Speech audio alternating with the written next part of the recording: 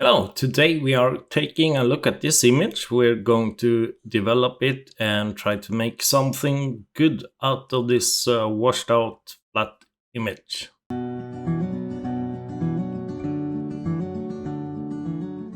Hello and welcome to my channel where I do guides for post-processing software such as ON1 Photo Raw 2021 and other photography related stuff. We are indeed inside ON1 Photo Raw 2021.1, which is the newest version released at 16th of February.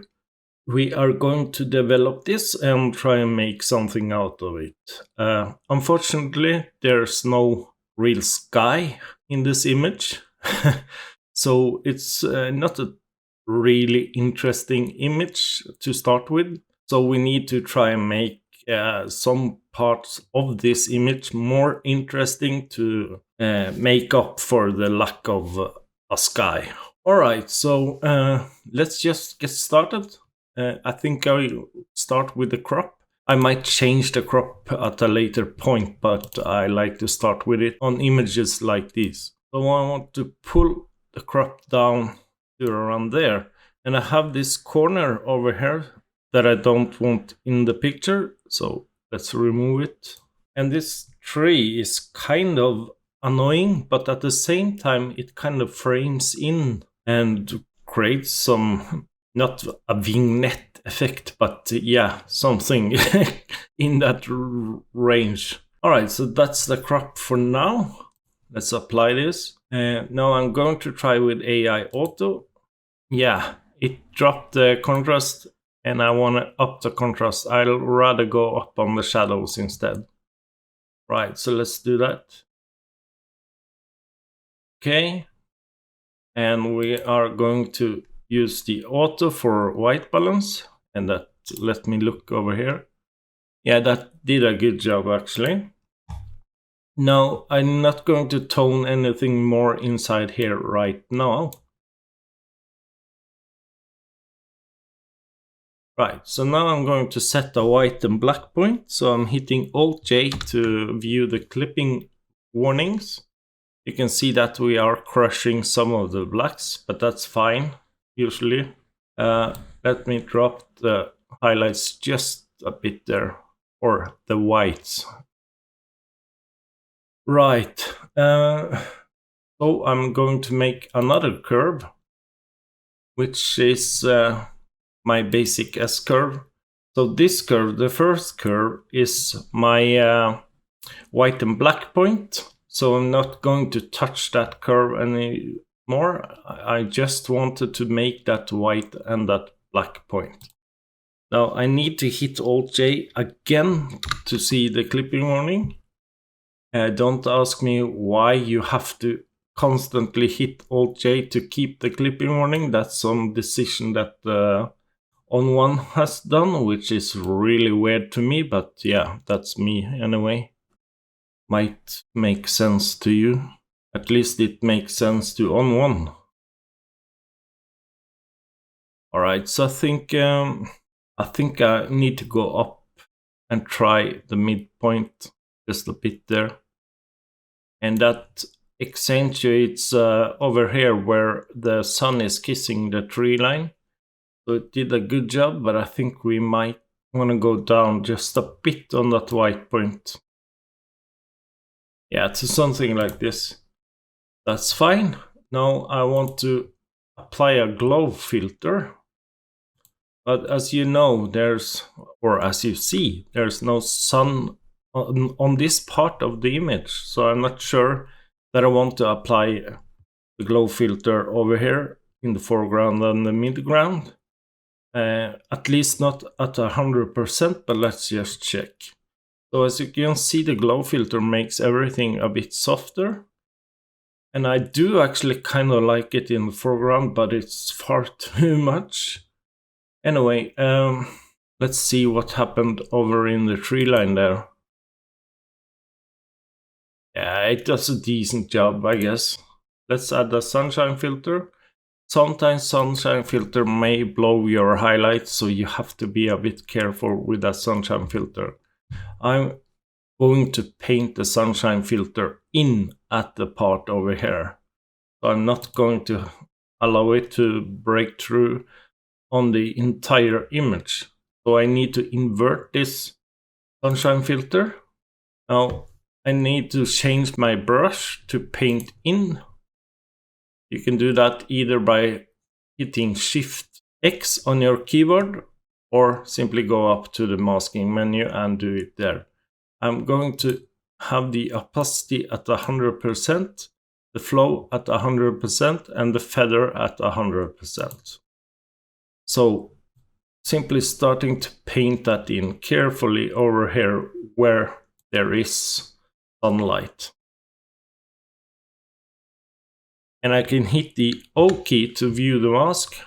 Now I need to change the mask overlay to red overlay. So go up on the mask, go up on the menu, hit mask, hit view mode, hit red overlay.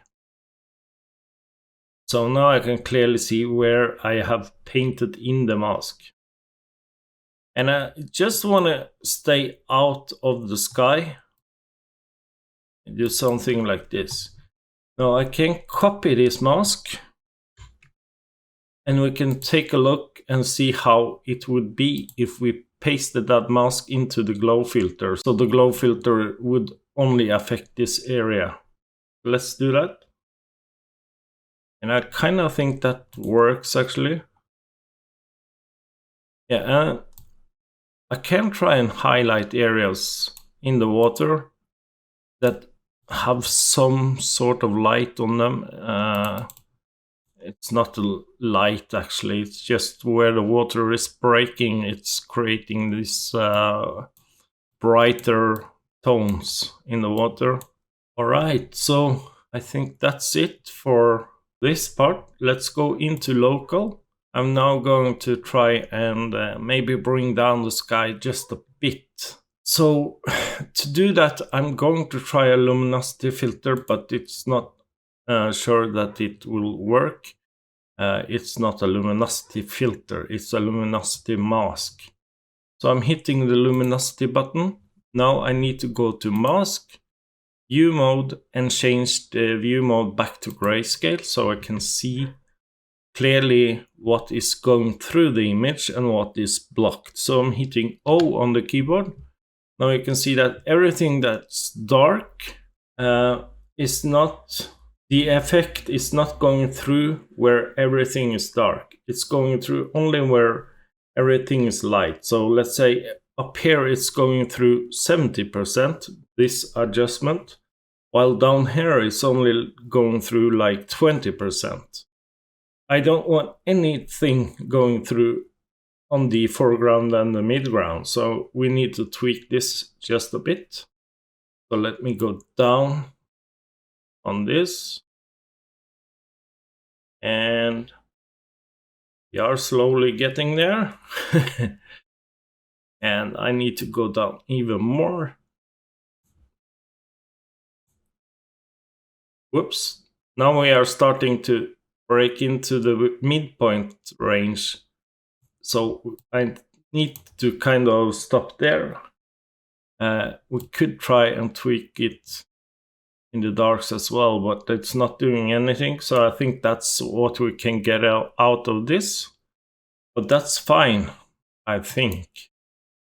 Just going to feather this mask so it's not creating that kind of hard edge around here. I'm hitting the O key, and you can see that we have some problems over here. That's okay. I think we can kind of make it in a way. All right, so let's back up a bit on that one, and I kind of want to add some vibrance like that, and maybe some saturation like this, and maybe go down on the temp like that. And now you can see that we have created a separation between the sky and the midground. And I kind of like it, except for the part up here. So I'm going to simply paint it at yeah, let's drop the flow.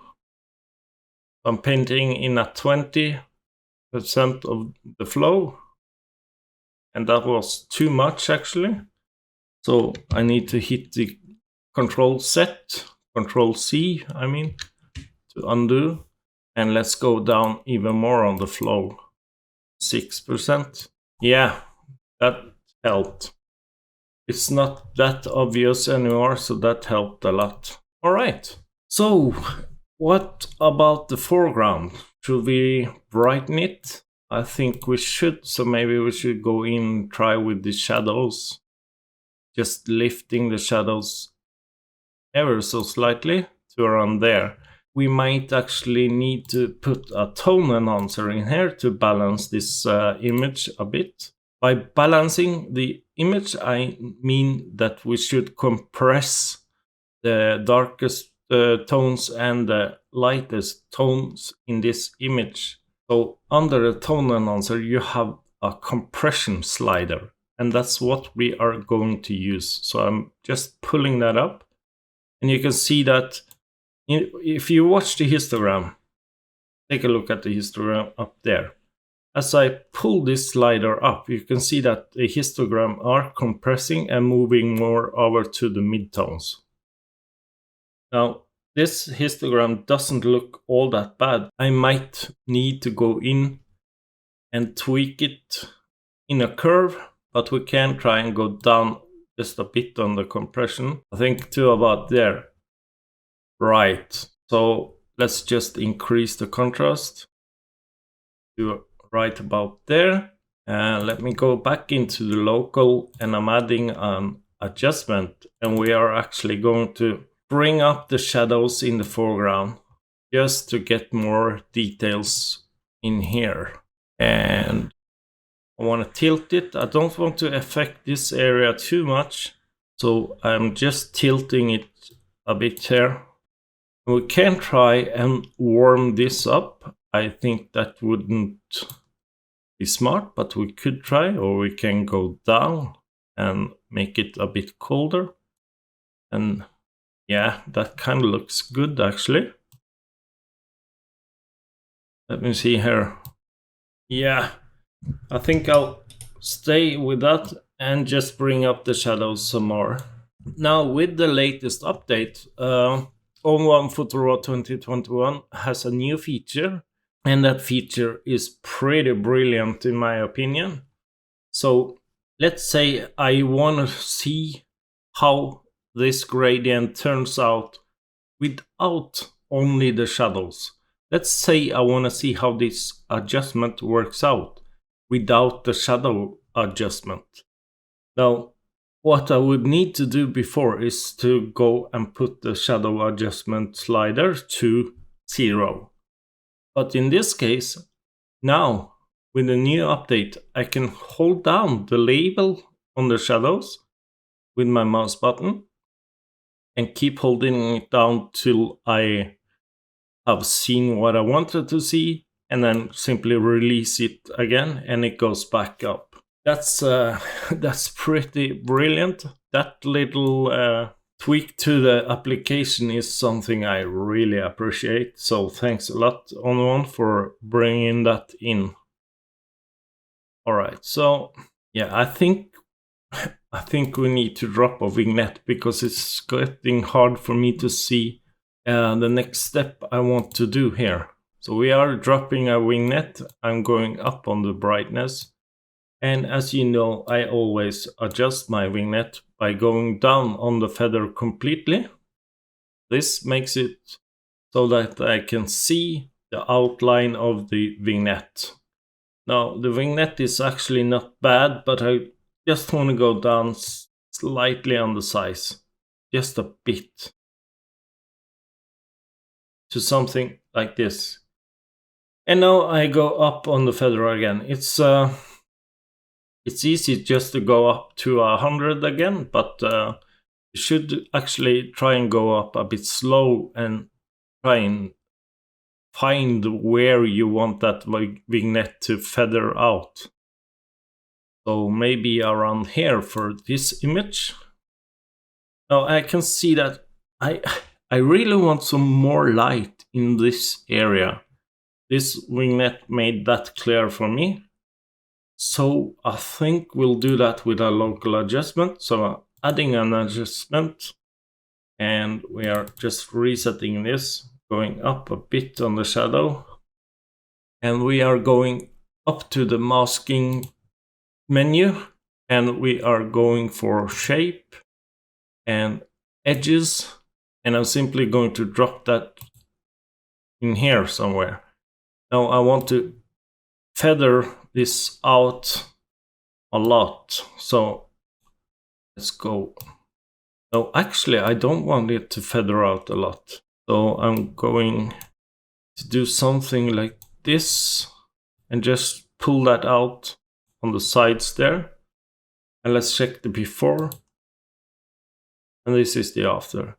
I kind of like it, but it's a bit too obvious, so let me go down to around there. And I do need to feather it out a bit more. So I'm going in with a brush, and I'm going to brush out that adjustment over here. Oh, we have flow on 6. That created a really hard edge over here to bring out the feather. Just sweep over like this. All right, so I think that's a bit better. Let me try with the exposure as well. Okay, so back to the vignette, and I'm dropping the brightness, and I'm actually going to go back to this adjustment and try and go up on the temp. It feels like it's missing some warmth or something in this image. Yeah, that's a bit too much. Let's go for 1. And let's bring up the shadows. All right. I'm adding another adjustment, and I'm simply going to bring down this part just a bit. And I'm adding some contrast into that part.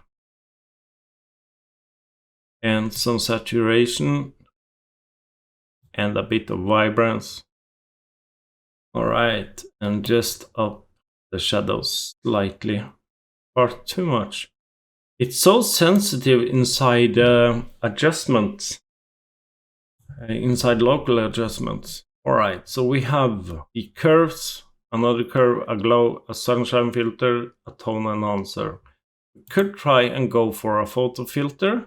That's always cool.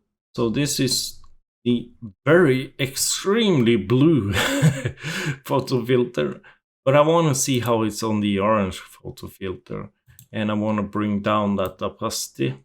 And let's see, this is without, and this is with that photo filter. Kind of think it works, but we just need to make sure that it's not too much. Yeah, let's do it right there, and let's up the overall shadow adjustment there. All right. Yeah, so I think that works. What's left now is simply to do the dodge and burn and removing distractions. I would remove this sign and maybe some of the brushes over here, and this thing poking out here.